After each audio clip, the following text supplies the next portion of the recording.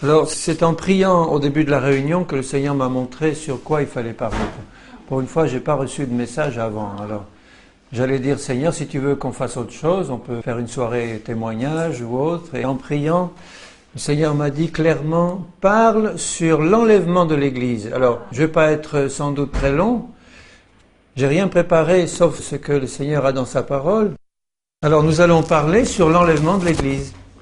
Et nous savons que cet enlèvement, il va se produire quand le Seigneur Jésus va revenir chercher son Église. Et nous savons que le retour du Seigneur est très proche, parce qu'il nous a laissé des signes. D'abord, je vais ouvrir la Bible dans l'évangile de Jean, au chapitre 14 et au verset 1 à 3. C'était juste avant d'être crucifié, le Seigneur Jésus a donné un dernier message à ses disciples et il leur a dit ceci. Que votre cœur ne se trouble pas. Autour de nous, il y a beaucoup de choses qui se passent et beaucoup de gens sont troublés. Mais nous qui sommes enfants de Dieu, il nous dit le Seigneur, que votre cœur ne se trouble pas. Croyez en Dieu et croyez en moi. Ça veut dire rester dans la foi. Il y a plusieurs demeures dans la maison de mon Père. Si cela n'était pas, je vous l'aurais dit. Je vais vous préparer une place. Et lorsque je m'en serai allé et que je vous aurai préparé une place, je reviendrai. Voilà la promesse du Seigneur. Je reviendrai et je vous prendrai avec moi afin que là où je suis, vous y soyez aussi. Alors il y a presque 2000 ans que le Seigneur parlait comme cela. Il est parti, il est monté au ciel. Et depuis ce temps-là, il intercède pour nous, mais il est en train de nous préparer une place, des demeures. De belles demeures que le Seigneur a préparées pour nous. Pourquoi elles sont belles? Pas seulement parce qu'il y a de l'or et des pierres précieuses, mais elles sont belles parce qu'il y a Jésus. Il y a la présence de Dieu et de Jésus manifestée, nos yeux le verront. Et il veut nous prendre avec lui. Le Seigneur n'a pas créé au départ l'enfer pour les hommes, il a créé pour Satan, le diable et les démons. Mais il va être obligé d'envoyer en enfer tous ceux qui ne croient pas en lui, qui le rejettent et qui préfèrent le péché. Le Seigneur va envoyer en enfer tout cela, mais il aurait bien voulu les prendre avec lui, puisqu'il est mort pour tous les hommes. Mais il ne va pas prendre ceux qui ne veulent pas de lui. Mais ceux qui le veulent, ses disciples, qui l'attendent, le Seigneur dit, je vous prendrai avec moi. Alors il faut bien savoir dans quelle situation nous devons nous trouver pour pouvoir être pris par le Seigneur. Le Seigneur ne va pas prendre tous ceux qui se disent chrétiens. Non, il ne va pas les prendre. Il ne prendra que ceux qui sont prêts à partir. Quand tu pars pour un voyage, tu te prépares. Tu fais tes bagages et le jour du départ, tu es à l'heure. Ceux qui ne seront pas prêts resteront sur la terre. Et ça sera terrible pour eux. Dans les Actes des Apôtres, au chapitre 1er et au verset 9 à 11, juste après l'enlèvement du Seigneur Jésus. Je vais partir de là parce que le Seigneur est le premier en tout. Il a été enlevé au ciel et c'est de cette manière-là que nous serons enlevés aussi quand il reviendra nous chercher.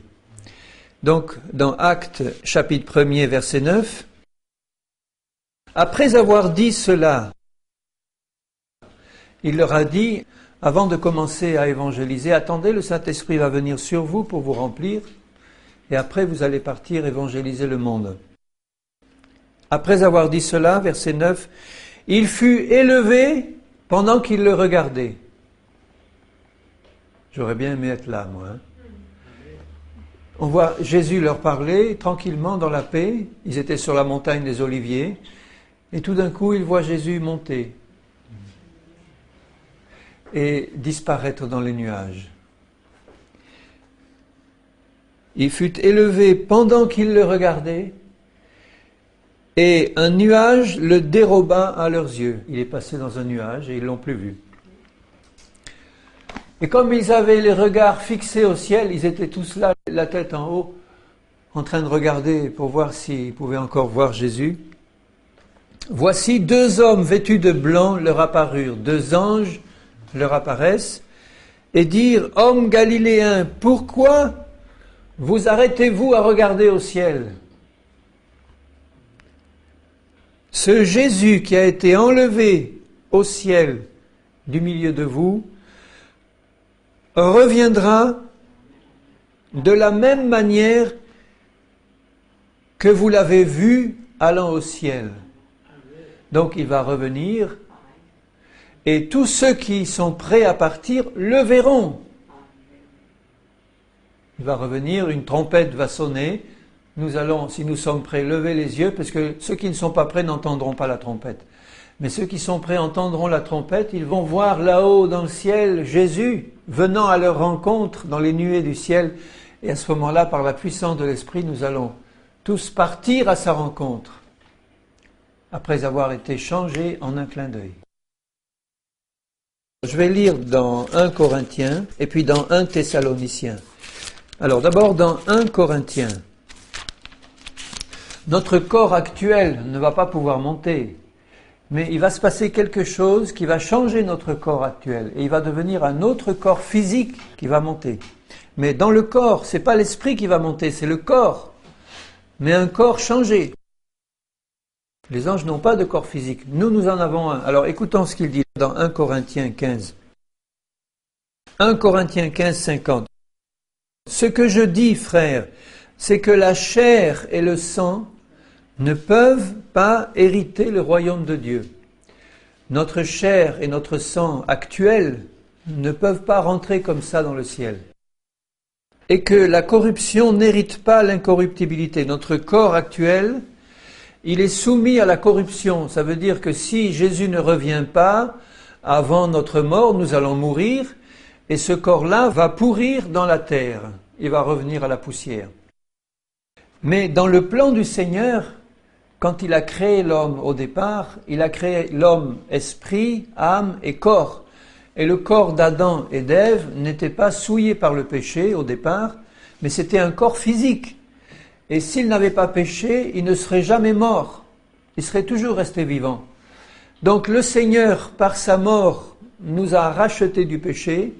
Il nous a aussi racheté de la mort et de la maladie.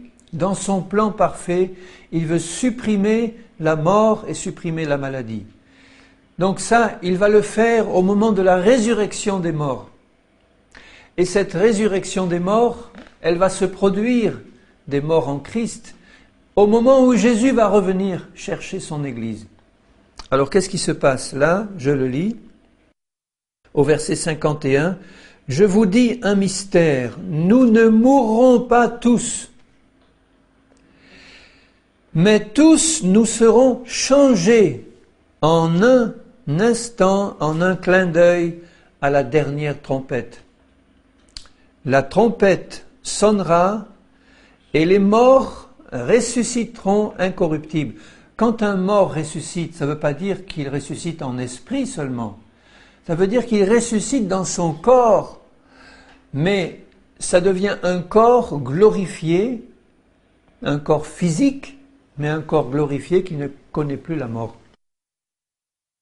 Et nous, nous serons changés. Vous voyez ce qu'il dit au verset 52, c'est important. D'abord, la trompette sonne et les morts en Christ ressuscitent les premiers.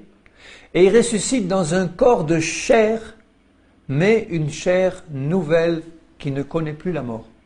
Ce n'est pas seulement en esprit, c'est dans un corps de chair nouveau qui ressuscite. Et à ce moment-là, nous, il dit nous serons changés. Nous, c'est-à-dire ceux qui seront vivants au moment où Jésus revient, comme nous avons encore un corps de chair qui est corruptible, il faut que ce corps soit changé. Donc nous allons connaître une résurrection vivante. Les morts qui sont morts en Christ, eux, ils vont connaître la résurrection, ça veut dire qu'ils vont sortir des tombeaux avec un nouveau corps. Mais les chrétiens, les vrais chrétiens, ceux qui sont en Christ, au moment où Jésus revient, ils vont entendre la trompette et à ce moment-là, ils vont sentir, sans mourir, ils vont pas mourir eux, mais ils vont sentir leur corps corruptible être changé instantanément en un corps incorruptible. Et à ce moment-là, les deux ensemble, ceux qui sont morts et qui viennent juste de ressusciter, Et nous, les vivants, qui allons être changés par la puissance de Dieu avec un corps nouveau, mais physique, nous allons monter ensemble au ciel à la rencontre de Jésus. Et là, c'est dit dans 1 Thessaloniciens chapitre 4 et au verset 13. Ça, c'est vraiment important que tous les chrétiens sachent ça d'une manière claire et précise, comme ça, ils peuvent être prêts au moment où le Seigneur viendra. 1 Thessaloniciens 4, verset 13. « Nous ne voulons pas, frères, que vous soyez dans l'ignorance au sujet de ceux qui dorment, ça veut dire de ceux qui sont morts. » Il y avait beaucoup de chrétiens qui ne savaient pas ce qui allait se passer. Et Paul, il leur explique. « Afin que vous ne vous affligiez pas comme les autres qui n'ont pas d'espérance. » Un chrétien ne doit pas s'affliger à propos d'un mort chrétien. Bien sûr, il y a la tristesse humaine. Quand on perd un parent, un ami, un frère chrétien, la séparation est triste. Mais plus que la tristesse, nous devons nous rappeler que celui qui est mort, s'il est en Christ, il est au paradis avec le Seigneur, et lui, il est dans un bonheur parfait. Donc il dit, il ne faut pas que vous soyez dans la tristesse au sujet de ceux qui sont morts en Christ. Et pourquoi ? Parce que nous avons une espérance, et cette espérance, c'est celle de la résurrection des morts. Car si nous croyons que Jésus est mort et qu'il est ressuscité, croyons aussi que Dieu ramènera par Jésus et avec lui ceux qui sont morts. Il les ramènera où ? De la tombe au ciel. De la tombe au ciel. Leur esprit, quand ils sont morts, leur esprit, les chrétiens qui sont morts, leur esprit est sorti de leur corps pour aller au paradis avec Jésus. Le corps est allé dans le tombeau où il a pourri. Mais ce corps-là, Jésus l'a racheté par sa mort. Il veut donc le remettre à la vie. Et au moment du retour de Jésus, à la dernière trompette, le Seigneur nous dit, ceux qui sont en esprit dans le ciel, ils vont redescendre avec Jésus pour récupérer leur corps. Et ce corps qu'ils récupèrent est un corps incorruptible. Dieu va prendre les mêmes éléments qui sont là, mais il va leur donner la vie éternelle. Ils ne seront plus soumis à la mort. Croyons que Dieu ramènera par Jésus et avec lui ceux qui sont morts. Voici en effet ce que nous vous déclarons d'après la parole du Seigneur. Nous les vivants, restés pour l'avènement du Seigneur, pour le retour du Seigneur. Nous ne devancerons pas ceux qui sont morts. Ça veut dire que nous ne serons pas les premiers à être ressuscités. Car le Seigneur lui-même a un signal donné à la voix d'un archange et au son de la trompette de Dieu, la dernière trompette. Le Seigneur descendra du ciel. Donc la première étape, c'est que Jésus attend le signal de son Père. Même Jésus ne connaît ni le jour ni l'heure. Il connaît la période, il connaît peut-être le mois, l'année. Mais le jour et l'heure, c'est le Père qui le sait seul. Et Jésus attend le jour et l'heure que le Père va lui indiquer. Et à ce moment-là, le Père va donner un ordre à un archange qui va sonner la dernière trompette. Et à ce signal-là, c'est Jésus qui descend, le premier. Le Seigneur descendra du ciel. Et les morts en Christ ressusciteront premièrement, les premiers. Ça veut dire que tous ceux qui étaient des vrais chrétiens, pas des faux chrétiens avec une étiquette de chrétiens, mais qui passent leur vie à pécher et à mentir et à voler et à faire toutes sortes de choses, ceux-là, ils ne vont pas ressusciter ceux-là. Il se peut même qu'ils ne soient même pas sauvés. Mais en tout cas, ils ne font pas partie de l'Église de Jésus-Christ. Alors, les vrais chrétiens entendront la dernière trompette. Leur esprit est avec Jésus. Donc, au moment où Jésus descend, il descend avec eux. Et Jésus leur dit, vous allez être les premiers à récupérer un corps incorruptible. Donc, il va dire à tous les esprits des chrétiens qui sont en train de descendre avec lui, et il leur a dit, allez, récupérez votre corps. Et il est dit que les premiers, les morts en Christ, ressusciteront les premiers. Leur esprit descend. Leur esprit va récupérer leur corps mort, même s'il est depuis 2000 ans ou 1000 ans dans la poussière, le Seigneur sait où il est. Même s'il est au fond de la mer, le Seigneur sait où il est. Même s'il est réduit en poussière et réparti dans l'océan, le Seigneur va rassembler toutes ces poussières et va refaire un corps complet. Mais il va lui donner la vie éternelle, un corps qui ne meurt plus, un corps glorifié mais un corps physique. Et l'esprit de ces chrétiens va rentrer dans leur corps que l'Esprit du Seigneur a reconstitué. Et à ce moment-là, ils se tiennent debout sur leurs pieds comme une grande armée. Ça va en faire des millions. Et ils vont tous se trouver là. Rappelez-vous la vision d'Ézéchiel. Dans Ézéchiel, chapitre 37, versets 1 à 14, quand Ézéchiel est dans une vallée pleine d'ossements, et il prophétise, et il voit sous ses yeux les os se rapprocher par l'Esprit du Seigneur qui arrive, et ensuite la chair se remet, les nerfs, les veines, tout se remet, et puis la peau recouvre tout ça. Et puis ensuite, l'Esprit rentre en eux et ils se tiennent debout sur leurs pieds. Ça va se passer comme ça, le jour de la résurrection des morts. Donc les morts en Christ ressuscitent les premiers. Ils se trouvent dans un corps physique nouveau, qui n'est plus soumis à la maladie, à la vieillesse et à la mort, et ils se tiennent là, debout, attendant l'ordre du Seigneur. Et à ce moment-là, nous les vivants, je lis au verset 17, ensuite, nous les vivants, c'est-à-dire les vrais chrétiens vivants, qui seront restés vivants au moment où Jésus revient, nous serons tous ensemble enlevés avec eux sur des nuées à la rencontre du Seigneur dans les airs, et ainsi nous serons toujours avec le Seigneur. Consolez-vous les uns les autres par ces paroles. Alors dans la première aux Corinthiens, je relis au chapitre 15 le verset 51. Je le relis parce que les deux sont tout à fait associés. Je vous dis un mystère, nous ne mourrons pas tous. Là, il parle à ceux qui vont rester vivants au moment où Jésus revient. Nous ne mourrons pas tous, mais tous, c'est-à-dire tous ceux qui seront restés vivants, nous serons changés en un clin d'œil à la dernière trompette. La trompette sonnera, les morts ressusciteront, les morts en Christ les premiers, et nous serons changés. Donc ça va être quelque chose de fantastique. Jésus redescend avec les esprits des morts en Christ. Jésus reste là-haut dans le ciel en attente de toute la troupe des ressuscités. Il est là en attente.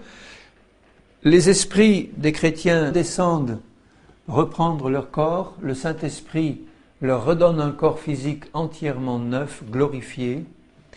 Leur esprit donc redescend dans ces corps-là. Ils se tiennent debout sur la terre. Et juste après, nous les vivants, nous allons être changés par la puissance du Saint-Esprit en un clin d'œil, c'est-à-dire ceux qui ont par exemple 70, 80, 90 ans, qui sont chrétiens à ce moment-là, ils vont sentir en un instant leur corps changer, ils vont récupérer toute leur jeunesse, les rides vont partir, les cheveux vont repousser, les dents vont repousser, tout. Et ils vont se trouver en pleine forme là, en pleine jeunesse, le poids superflu va partir, la graisse, tout va... Parfait. Et ils vont être changés en un clin d'œil dans un corps incorruptible. Donc c'est une résurrection vivante. Les morts ressuscitent les premiers, mais les vivants en Christ, ils ressuscitent vivants. Et nous allons voir à côté de nous l'immense troupe de ceux qui sont morts avant nous, des vrais chrétiens morts avant nous. Ils vont être là à côté de nous. Ça va être des millions sur la terre entière qui vont sortir des tombeaux et tous les chrétiens vivants, les vrais chrétiens transformés en un clin d'œil. Là, une grande troupe et puis nous allons tous ensemble nous voir monter, exactement comme ils ont vu Jésus monter le jour de l'ascension sur la montagne des Oliviers. Nous allons tous nous voir commencer à monter tranquillement et nos yeux vont évidemment se porter vers là-haut. Et qui nous allons voir là-haut apparaître derrière un nuage? Le Seigneur Jésus. C'est lui qui vient nous chercher pour nous amener tous avec lui, pour nous faire éviter les jugements terribles qui vont tomber sur la terre et qui ont déjà commencé d'ailleurs. Nous allons monter dans la joie, dans l'allégresse. En montant, on va dire, tiens, regarde le frère un tel, regarde la sœur un tel, ou regarde là, l'apôtre Paul, il est en train de monter avec nous, parce que lui aussi va redescendre chercher son corps. Les apôtres, les disciples, les martyrs, tout cela. Mais regarde-les, ils sont avec nous. Ils montent avec nous. Ils ont ressuscité les premiers. Nous montons tous ensemble, la grande troupe des ressuscités, à la rencontre de Jésus pour être avec lui pour toujours. Et nous ne redescendrons sur terre que 7 ans après, quand les cataclysmes auront fini sur la terre, quand l'Antichrist aura fini son travail épouvantable, quand la grande guerre finale Au moment où Jésus va revenir régner pendant 1000 ans sur la terre, il reviendra avec l'Église et tous ceux qu'il a amenés à la résurrection. C'est merveilleux ce qui va se passer. Donc c'est ça l'espérance que Jésus a placée dans nos cœurs. Et pour pouvoir entrer dans ce plan merveilleux, il faut être un vrai chrétien. Alors qu'est-ce que c'est qu'un vrai chrétien ? Un vrai chrétien, c'est celui qui est passé par la nouvelle naissance dans son esprit. C'est pas quelqu'un qui va dans une église chrétienne, c'est pas quelqu'un qui se dit catholique ou protestant ou orthodoxe ou évangélique ou autre, ou qui a une belle étiquette sur le dos. C'est quelqu'un qui un jour, soit en lisant la Bible, soit en écoutant un message, soit dans un témoignage personnel d'un autre chrétien, ou par une révélation directe du Seigneur, comme Paul, c'est quelqu'un qui un jour a été placé en face de Jésus-Christ. Jésus lui a été révélé par le Saint-Esprit, et Jésus lui a montré qu'il était un pécheur, et Jésus lui a montré qu'il n'y avait pas d'autre salut possible que par la foi en Jésus et dans l'œuvre de la croix. À ce moment-là, le Saint-Esprit a poussé cette personne à la repentance. Le Saint-Esprit lui a montré que son cœur était noir de péché, même si c'était un brave homme, jugé par les hommes braves et honnêtes. Devant Dieu, c'est un cœur noir de péché. Et le Saint-Esprit donne une conviction de péché. Et à ce moment-là, le Saint-Esprit nous pousse à nous mettre devant le Seigneur pour demander pardon de nos péchés. Et nous recevons par la foi en Jésus et par son sang, par la puissance de son sang, nous recevons le pardon de nos péchés qui sont effacés par son sang. Et je vais lire dans Acte 2 ce qui s'est passé juste après que eux aient été baptisés du Saint-Esprit. Pierre prêche avec puissance l'Évangile. Il annonce Jésus-Christ ressuscité. Il n'annonce même pas la repentance et le pardon des péchés. Il ne dévoile pas à tous ceux-là qu'ils sont des pécheurs, mais il dit simplement ceci dans Acte 2 et au verset 36. Que toute la maison d'Israël sache avec certitude que Dieu a fait Seigneur et Christ ce Jésus que vous avez crucifié. Donc il annonce que Jésus est vivant maintenant, qu'il est ressuscité, que leurs yeux l'ont vu, et que maintenant il est Seigneur et Christ, c'est-à-dire oint de Dieu, Seigneur de la terre et du ciel, oint de Dieu. Après avoir entendu ce discours, ils eurent le cœur vivement touché. Un vrai chrétien, c'est quelqu'un qui a eu le cœur profondément touché par Jésus et par son message, par sa croix, par sa mort et par sa résurrection. Et ils dirent à Pierre, « Hommes, frères, que ferons-nous » Pierre leur dit, alors voilà, la clé de l'entrée dans l'Église, Pierre leur dit, « Repentez-vous, demandez pardon de tout votre cœur à Dieu pour vos péchés. » C'est ça que ça veut dire se repentir. Et soyez décidés à ne plus recommencer. Qu'est-ce que c'est qu'un chrétien qui dit pardon à Dieu puis qui recommence tous les jours? C'est pas une vraie repentance, ça. Une vraie repentance, c'est une action profonde du Saint-Esprit qui nous montre que Jésus est mort pour nos péchés, pour nous donner la vie éternelle. Quand Jésus dit à Nicodème, tu ne sais pas que pour entrer dans le royaume de Dieu, il faut naître de nouveau, être une nouvelle créature, il ne savait pas. Et Jésus là nous annonce que ceux qui demandent pardon pour leurs péchés à Jésus-Christ passent par le Saint-Esprit et ils passent par une nouvelle naissance spirituelle. Et Pierre leur dit, repentez-vous et que chacun de vous soit baptisé. Ça veut dire soit plongé. Le mot grec baptisé, ça veut dire plongé dans l'eau au nom du Seigneur pour le pardon de vos péchés. Et vous recevrez le don du Saint-Esprit, comme ils l'ont reçu, eux. Car la promesse est pour vous, pour vos enfants, pour tous ceux qui sont au loin, en aussi grand nombre que le Seigneur notre Dieu les appellera. Alors là, je veux faire un rappel, c'est que pour faire partie de ceux qui vont être enlevés le jour où Jésus reviendra, il faut absolument faire partie de l'Église de Jésus-Christ. Pas seulement des sauvés. Donc il est important, capital, si on veut participer à cet enlèvement, d'être sûr que nous faisons partie de l'Église de Jésus-Christ et pas seulement des sauvés de Dieu. C'est le jour de la Pentecôte que l'Église de Jésus est née. C'est là qu'elle est née. Alors pour faire partie de l'Église, il faut connaître le Seigneur Jésus. Il faut avoir une révélation de Jésus-Christ. Et il faut se repentir de ses péchés. Et il faut passer par le baptême d'eau par immersion. Je sais qu'il y a beaucoup de chrétiens qui disent qu'il y a d'autres baptêmes qui sont possibles, avec quelques gouttes comme ça, ou bien d'une autre manière, comme le font les catholiques ou les orthodoxes. Mais Jésus a bien dit que le vrai baptême chrétien, c'est un baptême où on est plongé dans l'eau. Il faut absolument comprendre ça. Si on ne l'a pas compris, il faut demander à Jésus qu'il nous le montre. Parce que Jésus a dit, celui qui croit et qui sera baptisé sera sauvé.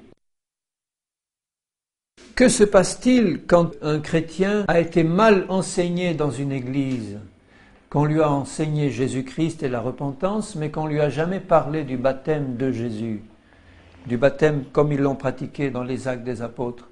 Que se passe-t-il pour celui-là? Moi, je crois que si c'est quelqu'un à qui on a annoncé qu'il devait se faire baptiser comme Jésus l'a demandé, c'est-à-dire par immersion, et si c'est quelqu'un qui l'a refusé, son cas est sérieux devant Dieu. Parce que Jésus dit bien dans l'évangile de Marc, celui qui croit en moi et qui sera plongé dans l'eau, baptisé, celui-là sera sauvé. Mais celui qui n'a jamais entendu le message du baptême par immersion, il peut être très sincère, il a fait vraiment une conversion réelle, il a reçu le Saint-Esprit, il a reçu la nouvelle naissance, mais il n'a jamais été enseigné dans le baptême d'eau par immersion. Moi, je crois que celui-là, il sera sauvé, mais je ne lui garantirai pas qu'il fera partie de l'Église de Jésus-Christ. Pour ma part, si vous voulez connaître ma pensée réelle, je suis convaincu qu'il ne fera pas partie de l'Église de Jésus-Christ. Tous ceux qui ont connu le Seigneur Jésus, mais qui ne sont pas passés par le baptême d'eau, ne feront pas partie de l'Église de Jésus-Christ. C'est ma conviction à moi. C'est vrai qu'il y a des églises chrétiennes où il y a une telle pression de l'enseignement qui est mauvais, que des âmes sincères à qui on dit, bon, tu as eu 2 gouttes d'eau, ou on t'a mis un peu d'eau sur la tête le jour où on t'a baptisé, ça suffit, c'est comme ça que maintenant on le fait, c'est comme ça qu'il faut le faire. Moi, je ne peux pas savoir s'ils sont sincères dans leur cœur ou pas. Dieu est seul juge du fond des cœurs. Mais ce dont je suis sûr, c'est que le Saint-Esprit va travailler dans le cœur de tous ceux qui ont écouté le message de Jésus pour leur montrer qu'ils doivent passer par le baptême d'eau par immersion. Ça veut dire que tous les chrétiens aujourd'hui qui sont passés par la conversion, la repentance, mais qui ne sont pas passés par un baptême d'eau par immersion, ils n'ont pas une paix complète au fond du cœur, et c'est Dieu qui le veut comme ça. Il y a quelque chose qui leur manque, et le Saint-Esprit veut absolument, absolument leur montrer ce qui leur manque pour qu'ils soient prêts le jour de l'enlèvement, pour qu'ils reçoivent le baptême d'eau et le baptême dans le Saint-Esprit. Je relis le verset 38, c'est important, Acte 2, 38. « Repentez-vous et que chacun de vous soit plongé dans l'eau, baptisé, c'est ça que ça veut dire, au nom de Jésus-Christ, pour le pardon de vos péchés. » Croire, repentance et être baptisé. Dans Colossiens 2, verset 12, Paul nous explique que c'est par le baptême d'eau par immersion que nous sommes plongés dans la mort de Jésus-Christ et dans sa résurrection, puisque le baptême d'eau par immersion, c'est un signe de mort et de résurrection. Donc c'est le baptême d'eau qui nous fait plonger dans la mort et dans la résurrection de Jésus, si auparavant nous nous sommes repentis et si nous avons cru en Jésus. Le baptême tout seul ne veut rien dire. Vous pouvez baptiser les gens tant que vous voulez, s'ils ne sont pas repentis dans leur cœur et s'ils n'ont pas reçu le Seigneur vraiment comme leur sauveur, ça ne leur fera rien du tout. Si ils sont repentis et qu'ils ont connu le Seigneur Jésus, l'ordre de Jésus, c'est de les faire passer par l'eau du baptême immédiatement. Et vous pouvez lire les Actes des Apôtres. Tous ceux qui acceptaient le Seigneur Jésus étaient plongés dans l'eau dans l'heure qui suit, même en pleine nuit. dans l'heure qui suit. On ne faisait pas comme nous maintenant en disant, bon, on va attendre 15 jours, 1 mois, 2 mois, 3 mois, ou le prochain service de baptême, parce que ça fera un bon témoignage public. À l'instant où ils se convertissent, ou le plus vite possible après, immédiatement après, ils sont baptisés. Et d'ailleurs, au verset 41, ceux qui reçurent de bon cœur sa parole, furent baptisés, plongés dans l'eau immédiatement. Il y avait de l'eau à côté, bon, ils l'ont fait. Et ce jour-là, le nombre des disciples s'augmenta d'environ 3000 âmes, et ils persévéraient après. Donc, ils sont rentrés dans l'église, et Pierre leur dit, et vous recevrez le don du Saint-Esprit quand vous aurez fait cela. Quand Corneille, le centurion romain, entend le message de l'Évangile avec sa famille, il reçoit immédiatement le Saint-Esprit et il commence à prophétiser, à parler en langue. Alors, Pierre a vu que Dieu leur avait donné le Saint-Esprit, et il a dit, mais maintenant, peut-on refuser l'eau du baptême à ceux qui ont reçu le Saint-Esprit comme nous au début? Il ordonna qu'ils soient baptisés. Donc, ce n'est pas simplement une invitation, c'est un ordre. Ils étaient les représentants du Seigneur Jésus. Ils ont dit à Corneille et à ceux qui étaient là, vous avez entendu le message, vous vous êtes repentis, vous avez accepté le Seigneur. Nous voyons bien que vous avez reçu le Saint-Esprit parce que vous êtes en train de prophétiser et de parler en langue. On a compris, c'est comme pour nous au début. Maintenant, l'ordre que je vous donne, c'est de passer immédiatement par l'eau. Et en pleine nuit, ils ont été baptisés. Et aujourd'hui, l'Église de Jésus ne fait plus cela. Les responsables chrétiens des églises qui ne font pas cela seront rendus responsables devant Dieu de ce qu'ils font. Et je crois que si un pasteur ou si un responsable d'église ne baptise pas immédiatement quelqu'un qu'il discerne avoir fait une vraie conversion, s'il ne le baptise pas immédiatement ou dans les heures qui suivent, enfin le temps de trouver de l'eau, il est responsable devant le Seigneur et le Seigneur va lui en rendre compte. Parce que si cette personne-là mourait avant ou que Jésus revenait avant, il serait responsable, lui, de ne pas avoir fait ce qu'il faut. Il risque lui-même de ne pas être enlevé, parce qu'il n'a pas annoncé l'Évangile comme il le fallait. Alors, arrêtez, pasteur, arrêtez de faire attendre 1 an, 6 mois, parce qu'il y en a qui font attendre tellement longtemps que les gens se découragent et ils s'en vont. Si vous prêchez vraiment l'Évangile avec la puissance du Saint-Esprit, c'est encore une condition, les cœurs seront touchés, vous le verrez parce que le Saint-Esprit va l'attester, et puis le Seigneur vous demande de baptiser immédiatement ces gens-là, au nom du Père, du Fils et du Saint-Esprit, comme le Seigneur le demande. Si on avait continué à enseigner comme c'est enseigné au début, on annoncerait d'abord Jésus avec puissance, parce que la vie de celui qui annonce Jésus serait une vie complètement transformée, complètement libérée des traditions des hommes et des églises et des dénominations. Donc celui qui annonce la parole l'annoncerait avec puissance, ça serait confirmé par le Saint-Esprit dans le cœur de ceux qui entendent, et ceux qui entendent recevraient dans leur cœur un message fort qui va les transformer, qui va les pousser à la repentance et qui va les pousser à accepter Jésus vraiment du fond du cœur. Et à ce moment-là, les disciples présents qui annoncent la parole, ils leur disent « Nous te donnons l'ordre de passer par le baptême au nom du Seigneur Jésus. » C'est le Seigneur Jésus qui l'ordonne et nous te transmettons cet ordre. Alors, allez, dans l'eau. C'est ce que je pratique chaque fois que je parle de Jésus à quelqu'un et que cette personne se convertit vraiment, je lui dis maintenant « Viens, je vais te mettre dans l'eau au nom du Seigneur. » Et de prier pour qu'il reçoive immédiatement le baptême dans le Saint-Esprit. Ça doit se faire là aussi le jour même. C'est comme ça qu'il faisait au début. Le Saint-Esprit, nous le recevons à l'instant où nous acceptons Jésus comme notre Seigneur et Sauveur. Nous recevons une nouvelle naissance par le Saint-Esprit. Et nous recevons le Saint-Esprit dans nos cœurs. Mais le baptême du Saint-Esprit, ce n'est pas la même chose que recevoir le Saint-Esprit le jour de la conversion. Le baptême du Saint-Esprit, c'est le Saint-Esprit qui vient sur nous, comme il est venu sur eux le jour de la Pentecôte, et qui les remplit à déborder. Et à ce moment-là, il se passe un miracle, ils reçoivent la puissance du Saint-Esprit pour témoigner. Et cela se traduit par le parler en d'autres langues, comme le Seigneur le donne de s'exprimer.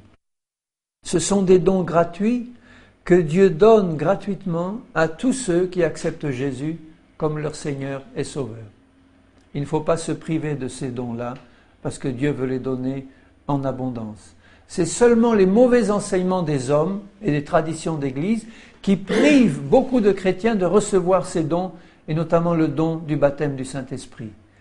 C'est les mauvais enseignements des hommes qui privent les chrétiens d'entrer le plus vite possible dans la plénitude de ce que Dieu a prévu pour son Église.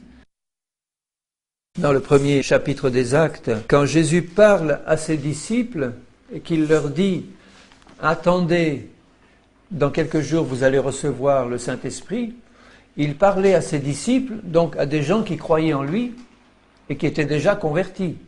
Les disciples étaient déjà convertis avant la Pentecôte. Ils avaient passé 3 ans et demi avec Jésus, ils avaient donné leur vie à Jésus, ils avaient été changés dans leur cœur par le Saint-Esprit, c'était sûr qu'ils étaient convertis, sauf Judas qui était un traître, mais quand Jésus est ressuscité, il leur dit au verset 5 de Acte 1, « Jean a baptisé d'eau, mais vous, dans peu de jours, vous serez baptisés du Saint-Esprit. » Et baptisé, c'est le même terme que pour l'eau. Baptisé, ça veut dire plonger dedans. Ça veut dire que vous allez être tellement recouverts du Saint-Esprit qui va venir sur vous, que c'est comme si vous étiez plongé dedans. Alors ça, ils n'avaient pas connu ça avant. Ils croyaient en Jésus, ils étaient disciples de Jésus, ils étaient convertis, ils s'étaient repentis de leurs péchés, ils étaient donc nés de nouveau, mais ils n'étaient pas encore baptisés du Saint-Esprit. Il leur dit au verset 8, « Vous recevrez une puissance, le Saint-Esprit survenant sur vous, et vous serez mes témoins à Jérusalem, en Judée, dans la Samarie et jusqu'aux extrémités de la terre. » Donc le baptême du Saint-Esprit n'est pas donné pour être sauvé, il est donné pour recevoir une puissance de Dieu, pour être un témoin et pour parler de lui jusqu'aux extrémités de la terre, mais avec la puissance du Saint-Esprit. Et ce qui s'est passé le jour de la Pentecôte, je le relis au verset 2 de Acte 2. Le jour de la Pentecôte, ils étaient tous ensemble dans un même lieu, comme nous. Tout à coup, il vint du ciel un bruit comme celui d'un vent impétueux, et il remplit toute la maison où ils étaient assis. Donc le Saint-Esprit rentre dans la maison et remplit d'abord la maison. Des langues semblables à des langues de feu leur apparurent séparées les unes des autres et se posèrent sur chacun d'eux. Donc une langue de feu apparaît, se pose sur chacun, et ils furent tous remplis du Saint-Esprit, et ils se mirent à parler en d'autres langues, selon que l'Esprit leur donnait de s'exprimer. Voilà, ils commencent à parler dans des langues inconnues, ils descendent dans la rue, et ils vont parler dans toutes ces langues inconnues à tous ceux qui les écoutent, et qui les entendent parler dans leur langue à eux. Alors ça ne veut pas dire que ça doit se passer toujours exactement de la même façon, qu'il y ait toujours une langue de feu, mais ça veut dire que le schéma de base reste toujours le même.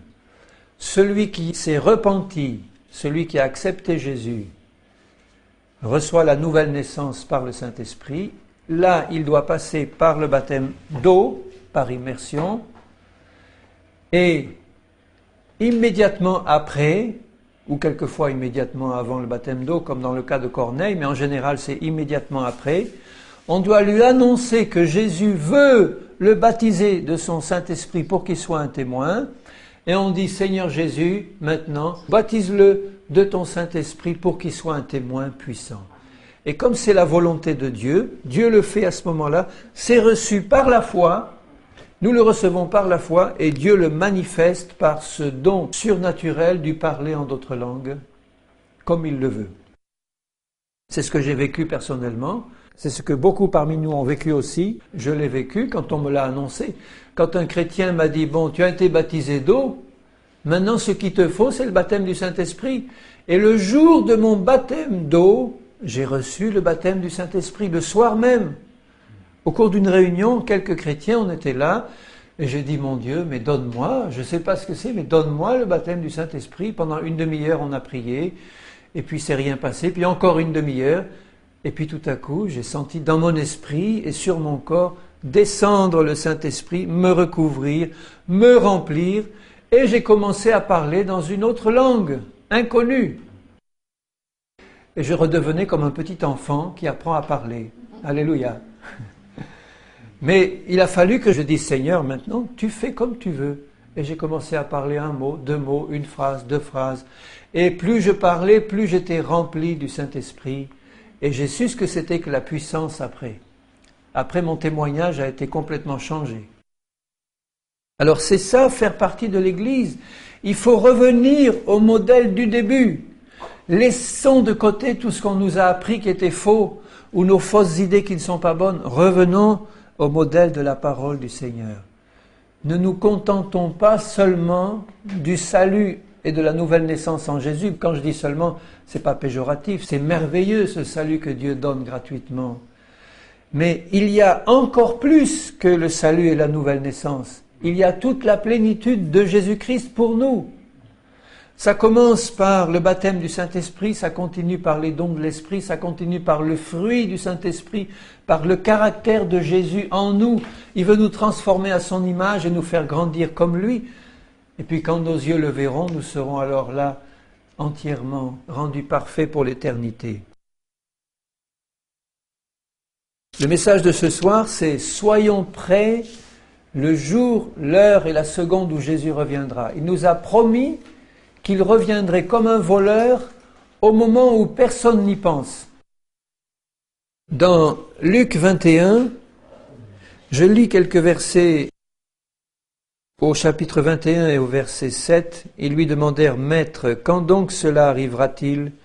Et à quel signe connaîtra-t-on que ces choses doivent arriver ?» Il parlait de l'avènement du Seigneur et de la venue du Seigneur. On le voit dans Matthieu 24.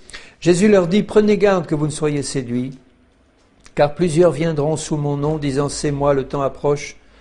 Ne les suivez pas. Quand vous entendrez parler de guerre et de soulèvement, ne soyez pas effrayés, car il faut que ces choses arrivent premièrement. Mais ce ne sera pas sitôt la fin. Une nation s'élèvera contre une nation, un royaume contre un royaume. Il y aura des grands tremblements de terre, et en divers lieux des pestes et des famines. Il y aura des phénomènes terribles et des grands signes dans le ciel. On mettra la main sur vous, on vous persécutera, on vous livrera dans les synagogues, on vous jettera en prison, on vous mènera devant les rois et les gouverneurs à cause de mon nom. Cela arrivera pour que vous serviez de témoignage. Un peu plus loin, il dit « Quand vous verrez Jérusalem investie par les armées, sachez alors que sa désolation est proche. Alors que ceux qui sont en Judée fuient dans les montagnes, ceux qui seront au milieu de Jérusalem en sortent, que ceux qui seront dans les champs n'entrent pas dans la ville, car ce seront des jours de vengeance pour l'accomplissement de tout ce qui est écrit. Malheur aux femmes qui seront enceintes et à celles qui allaiteront en ces jours-là. Il y aura une grande détresse dans le pays et la colère contre ce peuple. Ils tomberont sous le tranchant de l'épée, ils seront amenés captifs, etc. Et Jérusalem sera foulée aux pieds jusqu'à ce que les temps des nations soient accomplis. Il y aura des signes dans le soleil, dans la lune et dans les étoiles. Et sur la terre, il y aura de l'angoisse chez les nations. Tous ces signes, nous les voyons aujourd'hui. Vous les voyez parfaitement aujourd'hui. L'angoisse, les phénomènes terribles, les cataclysmes et toutes ces choses. De l'angoisse chez les nations qui ne sauront que faire, au bruit de la mer et des flots. Les hommes rendant l'âme de terreur dans l'attente de ce qui surviendra pour la terre. Car les puissances des cieux seront ébranlées. Alors on verra le Fils de l'homme venant sur une nuée avec puissance et une grande gloire. Quand ces choses commenceront à arriver, redressez-vous et levez vos têtes parce que votre délivrance approche. Donc il nous demande d'être prêts en tant que personne, chacune pour nous, d'avoir fait cet acte de réelle conversion à Jésus, de baptême d'eau et du Saint-Esprit pour faire partie de son Église, et après de marcher tous les jours dans la fidélité et dans l'obéissance au Seigneur, pour que nous ne soyons pas laissés de côté quand il viendra, mais que nous soyons pris, comme nous l'avons dit, au jour de la dernière trompette. Et en attendant, tous ceux qui sont prêts ont des signes qui leur permettent de voir que le moment approche et que la venue du Seigneur, elle est vraiment imminente, imminente. Beaucoup plus proche que la plupart de nous, nous nous en doutons. La venue du Seigneur est toute proche. Donc ce n'est pas le moment de nous décourager. Le mot de la fin, ça sera fortifie-toi et prends courage, parce que le retour du Seigneur est proche. Ça doit être un sujet d'encouragement tous les jours. Vous avez sûrement des moments où vous êtes découragé, où vous dites, Seigneur, je suis fatigué, vraiment, vraiment, vivement que tu viennes, Seigneur. Je suis fatigué des persécutions, de la lutte contre le péché, de la lutte contre les mauvais chrétiens, de la lutte contre les païens, de la lutte contre Satan et contre les démons. Seigneur, mais tu me renouvelles dans l'espérance et dans le courage que ta prochaine venue me donne. Je suis renouvelé dans mon courage quand je sais que Jésus vient bientôt, qu'il est à la porte, qu'elle va bientôt s'ouvrir et que mes yeux le verront. Alors prenez courage, faisons tout ce qu'il nous demande de faire avec ardeur. Prenez courage, son retour est proche. Faisons partie de cette troupe qui allons monter bientôt à sa rencontre dans les airs, avec un corps nouveau et ressuscité. Alléluia.